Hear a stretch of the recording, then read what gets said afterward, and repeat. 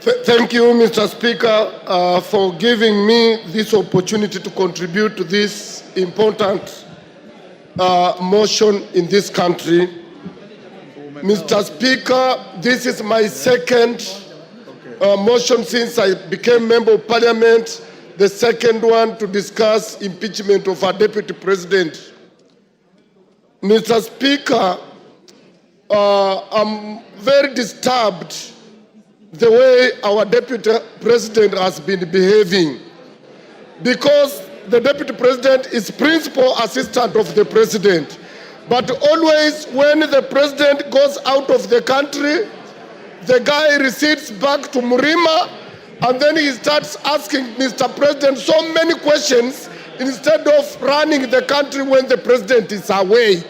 He's never available in Nairobi, except he's only available in his village, trying to ask Mr. President questions, and that, Mr. Speaker, has really annoyed some of us. Mr. Speaker, when there were floods, this Deputy President, Mr. Speaker, was assigned by the President that he's supposed to take care of the disaster that was there at that time.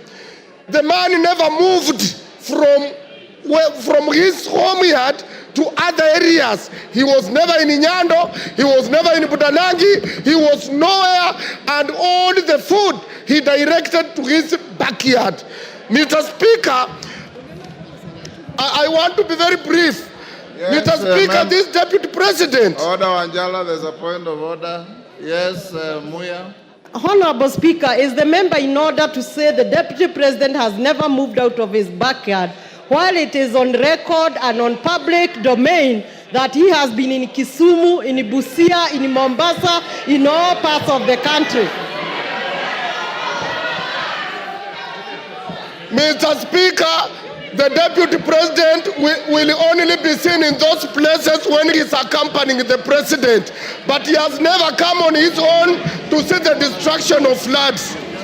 Mr. Speaker, these people of EACC did service to this country.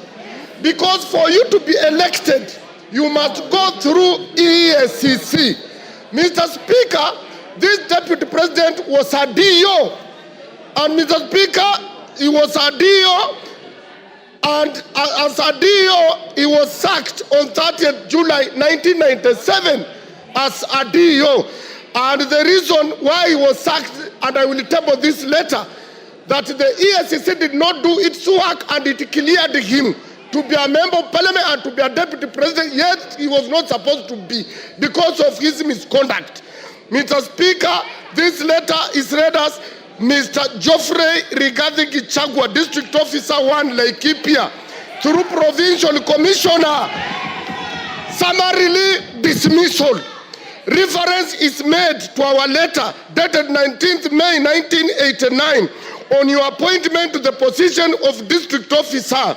I and your response statements to show cause for gross misconduct, desertion of duty, and reported mismanagement of relief food for Laikipia District. These are thieves.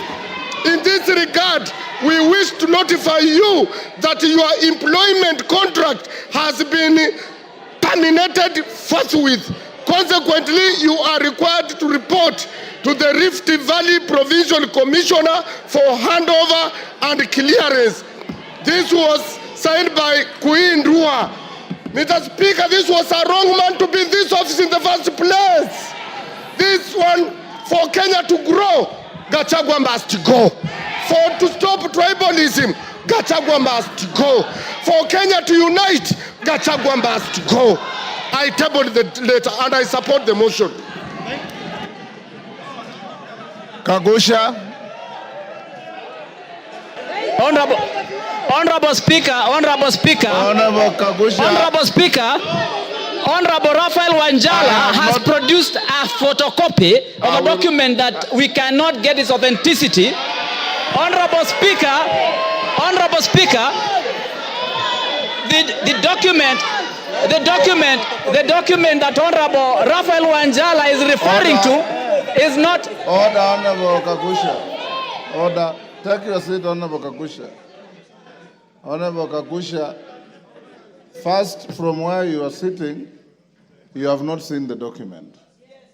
Secondly, the Speaker is fully conversant with the rules of admissibility.